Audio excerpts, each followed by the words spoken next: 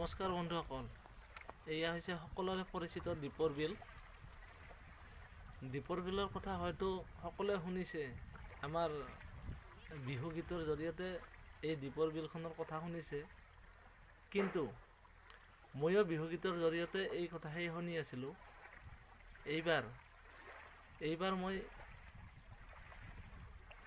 দীপৰ বিললৈ আহিম বুলি অহা নাছিলোঁ, কিন্তু বাহিৰলৈ গৈছিলোঁ। ঠিক তেনেকুৱা সময়তে দীপৰ বিলৰ ওচৰলৈ গৈ থাকোঁতে দীপৰ বিলখন চকুত পৰাত ময়ো এটি ব্লগ বনাবলৈ বুলি ভাবি এই দীপৰ বিলৰ ব্লগটি পঠালোঁ। আৰু সঁচাকৈ দীপৰ বিলখন যে ইমান ধুনীয়া, শুনাত ধৰিব নোৱাৰি, কিন্তু ইয়াক দেখিলেহে ধৰিব পাৰি। সেয়ে বন্ধুসকল, দীপৰ বিলখনলৈ এবাৰ আহি চাওকচোন।